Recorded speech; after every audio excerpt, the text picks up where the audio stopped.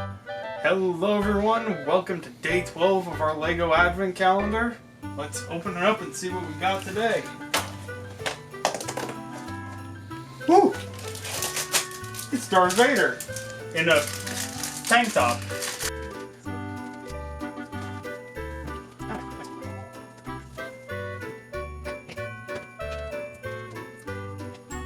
Alright, so there we got Darth Vader wearing a tank top and flippers and a soccer ball to go along with that.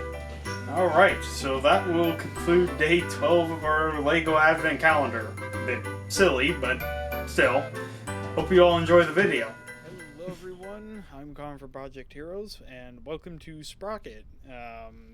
I figured we just do the scenarios for this game today. For those who don't know what Sprocket is, it is a tank design simulator-esque game. You basically design your own tank and you take it through these different number of scenarios. I just clicked one that I didn't mean to. Alright, as I was trying to say, you have a number of different scenarios and you just go in and design a tank to fit said scenario. And just have a bit of fun with it if you want. There's also custom battles if you really want. I've played this game quite a bit. I've gone through all the scenarios, and I've designed a few different tanks, so I sort of know what I'm doing with this, but bear with me, because I am not as much as I might like doing things with tanks and various military vehicles. I'm not going to claim that I am an expert, so there's also just a normal sandbox, which is just a kind of a testing field, but we are not going to do that today. I think today we are going to at least try doing some of these scenarios, and just have a bit of fun with it.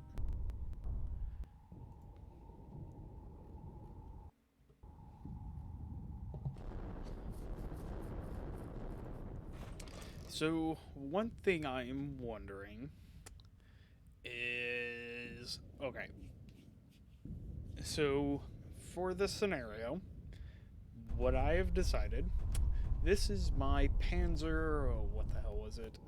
Panzer 13, the 1945 model of my Panzer 13, what I call the Panzer 13 Dramillion.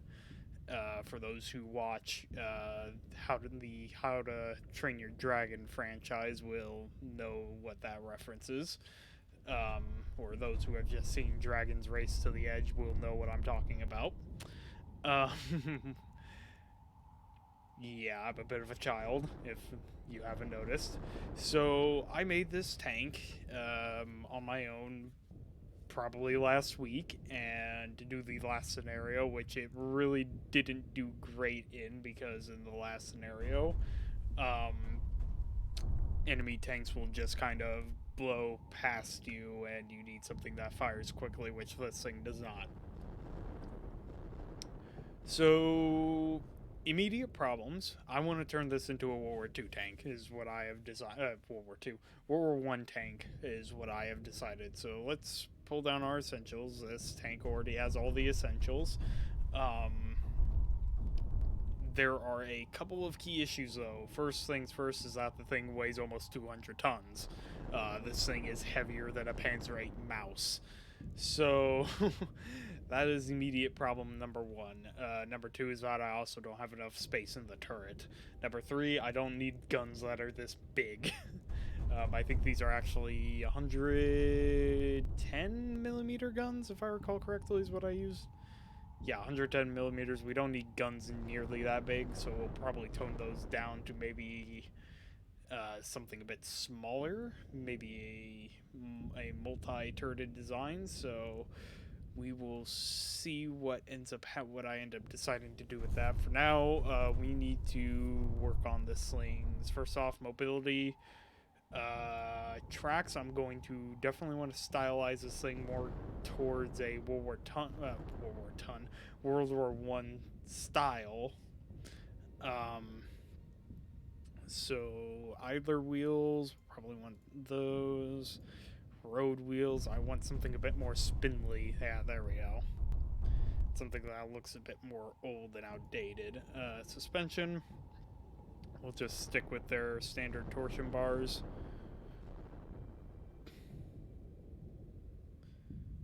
Um, yeah, and torsion bars, because internal space in this behemoth is not an issue.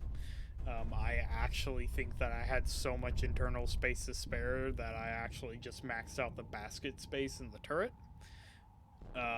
So yeah, basket space is as much as it can get, and I used it all up. So uh, yeah, stuff happens. I don't know what I was thinking when I designed this thing, other than I wanted something big and scary looking and pretty invincible. So that's the other thing we're gonna need to change is the armor, because this thing's packing like 200 millimeters of armor. But tracks, we will use these older ones, um, the older World War One style tracks. So, which I think they are more realistic than the big cat tracks, at least for the time period. I will put rivets on all the armor plates. Spares. I already got spares on here, so I'm not going to worry too much about that.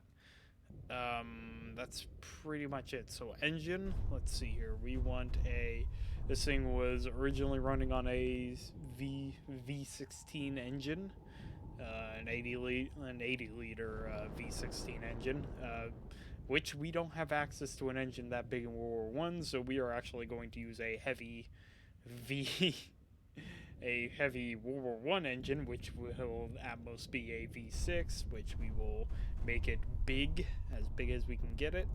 Anyway, yeah. So, which really isn't enough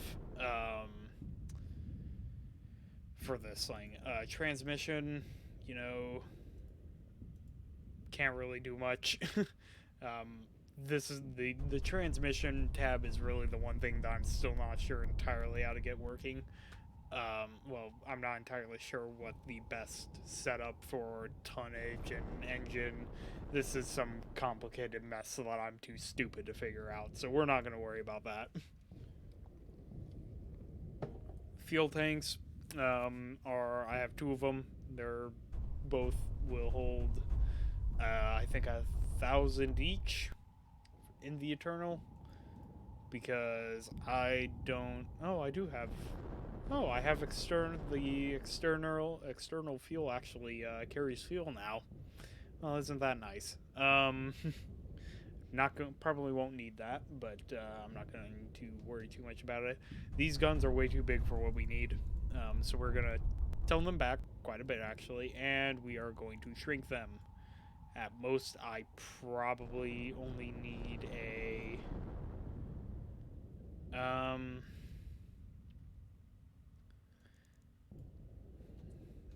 at most you would only need probably a 75. If you're looking at a big gun in World War One, a 75 millimeter will do. Hell, even I don't even need 3 segments. I probably only need 2. These muzzle brakes are also a bit too big for my liking, so we are not going to do those. Start thickness for the barrel.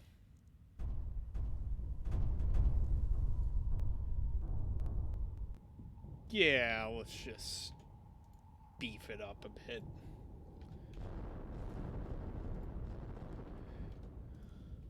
There we go. That's a bit better.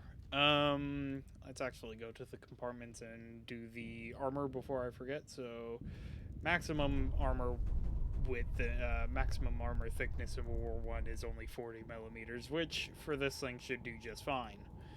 For the hull, I actually use the generator hull, so armor is simple enough to do.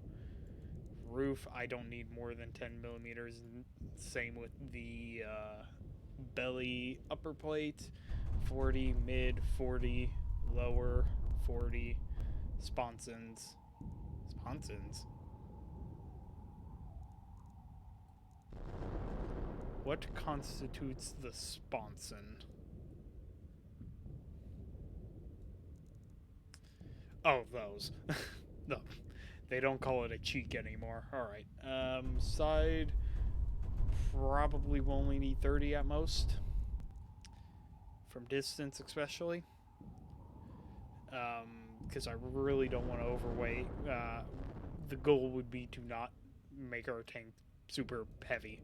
The back will only need to be, I don't expect to be shot in the butt. So we'll only leave that at 20. I usually don't have a problem with that in this scenario, but, you know. And that actually gets us to the weight that we need, which is honestly very shocking. The turret...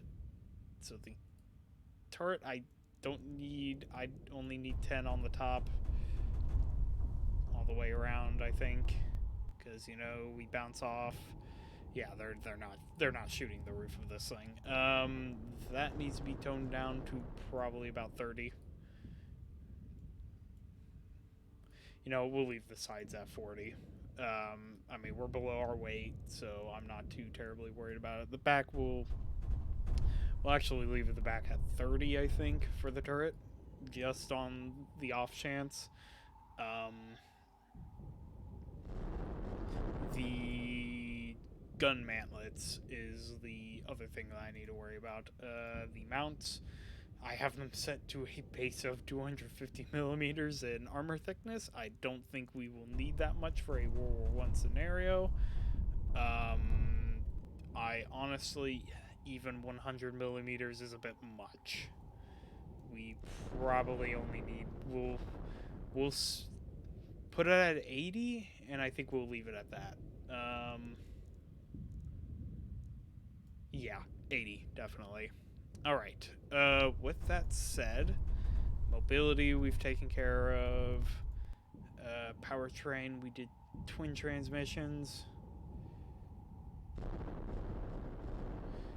This functions poorly with a small number of I might want to do clutch braking, because I think usually I think that I finally just now realized the problem I've constantly had with my previous World War I designs is that I always use the twin transmission, but it doesn't function well with a small number of gears, which I think World War I you usually have the default transmission is a small number of gears. As you can see, we only have a maximum of 3. So we probably want to do the clutch braking. So it doesn't allow us to turn in place, but at least we should be able to turn. We'll try it out and we'll definitely see what happens. I don't expect it to be perfect though. Riveted panels, so these are all of our panels. I cannot see. Alright, so yeah. We should, I would imagine, I think this is all fine. I will definitely want to replace these with the riveted variants. Compartments, no, what is that under? That is under crew, under structural even. I want those there. I can't see very well. Low lighting is not doing me any favors. There we go. It looks even enough. No one's going to notice from however many meters away or feet, or whichever one you want to use. I wish I would add more of these. I don't really like the, I mean, I like the USSR hatches for some of these things, but I wish there was a bit more variety because I don't like having them on, excuse me, I don't like having them on every single tank that I design. And actually, better yet, I might even, because this is a World War One design, I might use this as an excuse to put a... I'll probably put an access door here. Yeah, we'll put that there. Actually, better yet, it's big. We can put it right there on the side. Because this tank is just big enough that I'm able to do that. Because I'm pretty sure this tow cable is actually supposed to be something that goes on the top of the tank rather than the side of it, but this one with the big roof on it, loop on it. Words are not my friend today. I haven't had enough caffeine. I've been up too early. I woke up at like 5 a.m. and then couldn't get back to sleep. And it is like, I think right now it is, yeah, it's 8:30 in the evening. And I am just now deciding to record a video. Oh, the work I do for this. It's so much fun, but it can be so tiring at times. But I think it'll be worth it in the end. It makes me happy. Alright, so for crew, I suppose all that's really left. I mean, we've hit because I think the limit might be 75 tons, 70 tons, somewhere in that range, and this is currently 64.5 tons. So we can only spawn in one of these. One is all I feel I need, which is good. So we will actually rename this the Panzer 13 Dramillion 1918. So this will be the 1918 model, and all that's really left is for me to add in all the ridiculous amount of rivets that this thing is going to inevitably require. Compartments, hull, and let the rivet montage begin.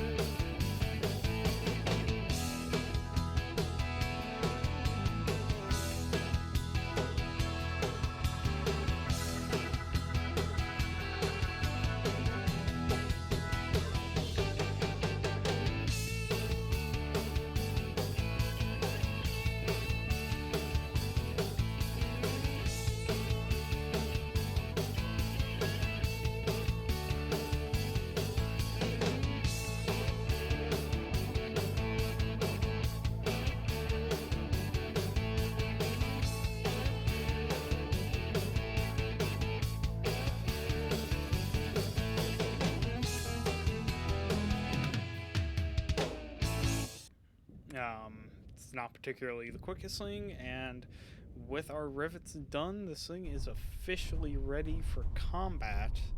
So let us save this as the Panzer 13 Dramillion 1918 variant. Design has been saved. We have 2 cannons. We have upped our ammunition capacity to like 200 millimeters. If I turn down my basket space, can I? Yeah. Alright. Let's just save that one more time. Alright. Let's see how well this goes. So yeah, we're not really able to turn in place, and I don't expect this thing to be super quick. Yeah, this thing's... Yeah, this thing is extremely sluggish, which is entirely okay with me, to be honest. This thing's high off the ground, though. Oh, do I need... Oh, no. The guns aren't elevating at the same time, but they do elevate, which is a bit reassuring. You know, realistically, I should probably have put a second gunner in this.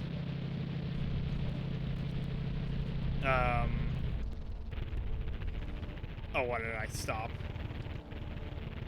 That was my own fault.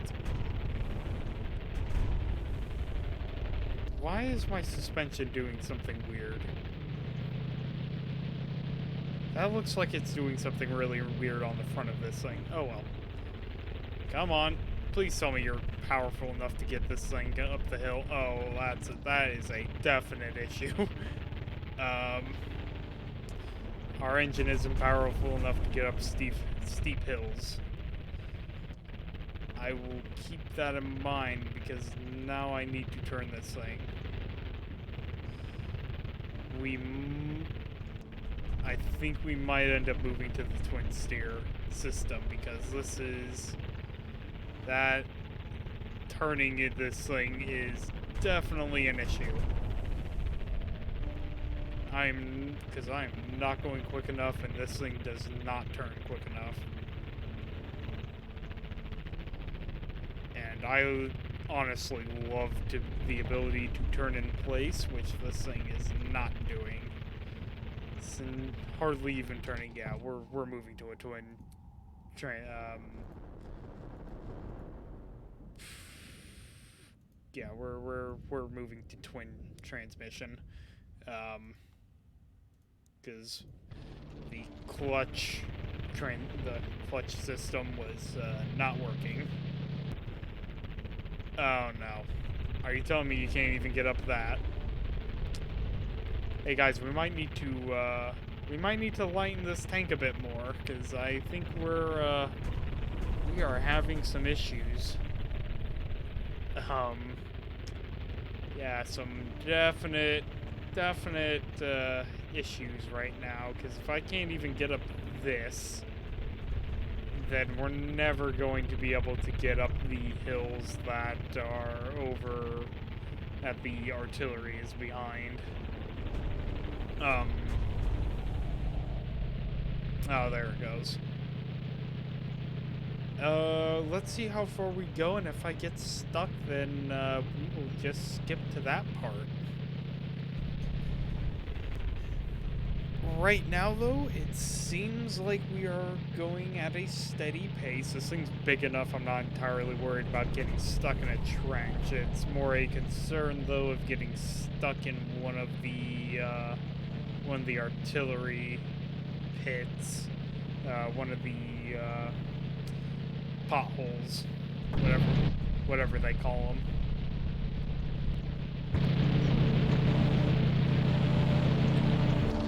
There's an enemy anti-tank gun ahead. Sort of out of range. Let's see here. A little higher. Got it. I am playing in the experimental branch, so there are some differences between what's actually what we're seeing now and what's over. I forgot to change the RPMs. I forgot to change the max RPMs on this thing to fit the, let me put it this way, there is a very good chance I over-rev my engine right now. Because I forgot to change that. Yep, I am braking my engine right now. That's not good. This is gonna end up just like a World War I thing where I accidentally destroy my engine by over-revving it, which is a rookie mistake I have made before.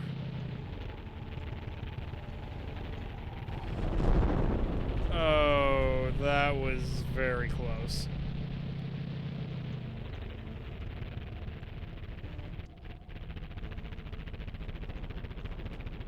Come on. Turn, you big beast. Go quicker. Turn quicker. And do me a favor and don't get stuck in the pothole. Oh, that artillery's close. But once I get over this trench, I'm going to be a bit more confident in my ability to not be struck by an artillery shell. Of course, that's assuming that I can get this thing going quick enough to actually get over said trench in a reasonable amount of time. That's very close. Alright, go on, let's just go, let's go. And let's hope that I don't accidentally get myself stuck in a hole. Yep, too heavy for those wood bridges, but not so small that I get stuck in the trench. So yeah, that's definitely one advantage to having a giant vehicle like this. Obstacles tend to not be a problem, but there is another gun there. A little low. Yeah, that's well. So another thing I wish they would add is a better gun sight. Of course, I can see some issues where you wouldn't be able to. The computer wouldn't be able to adjust the gun sight from the gun's velocity, because it would probably have to be on a auto generation system with the when it comes to generating the ranging lines, or just whatever you use to determine the range. Kind of like a War Thunder site. There are enemy tanks that have just spawned.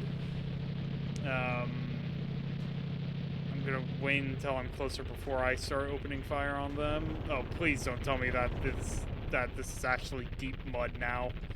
Oh, it's deep mud. I just got myself stuck. Oh no, they've changed that. Oh no, I'm stuck. Oh, that's not great. Well, this is a failed mission. You dare shoot at me? Have at thee. Ha!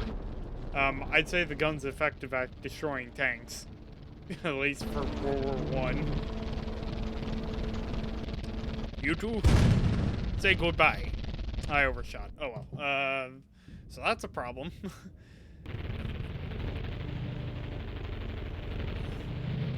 I don't expect it to be too much better, but it will hopefully be better enough.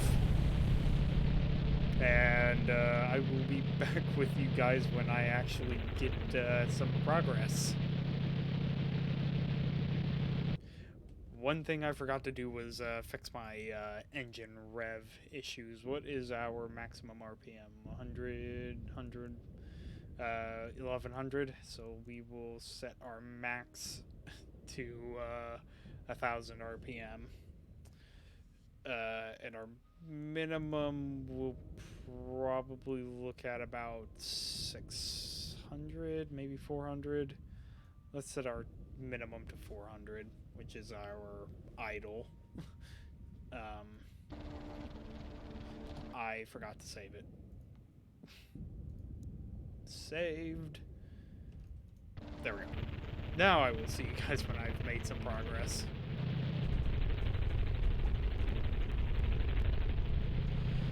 Okay, so we are crossing the first trench and about to drive into a pothole. I need to turn fairly quickly here. Oh my god, this is probably the slowest tank I've ever had. Yeah, this is probably the slowest tank I've ever driven. I don't think I've ever had to say that I have driven a tank slower than the Doom Turtle. Ow. Well, that's a problem. The artillery shell seemingly has damaged my engine a bit, which isn't great. I need to, like, get a move on fairly quickly here. Which I know is okay. Well, now that was just rude. So let's quickly put that out.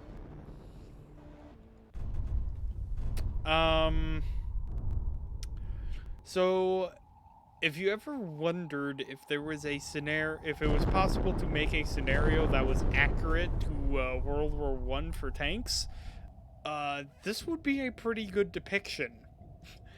Tank too big, and artillery is loves to just say no you.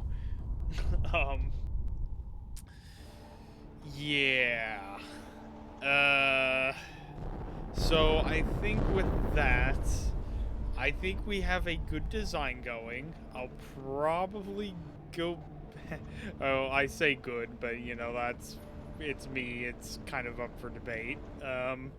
If yeah, I will definitely come back to this probably in our next Let's Relax video. To hopefully get this to something that. Oh yeah, there's our doom. Yeah, that would do it. Um, yeah, I think we'll definitely come back to this design in a later video. But it is getting late, and in order for me to have this video done and get enough rest so I can go to work tomorrow morning and not be completely upset with everything and everyone, I'm probably gonna have to call this video early. Um, so I hope you all enjoyed. If you did, please like, comment, and if you haven't already, please subscribe. It helps us get to that point where we can be doing this full time and hopefully better quality rather than me just sitting here mumbling to myself. Because I am definitely not the most entertaining person. I am working on that though, so we will hopefully get. I will hopefully get to that point eventually. But for now, hope you all enjoyed, and I will see you in the next one.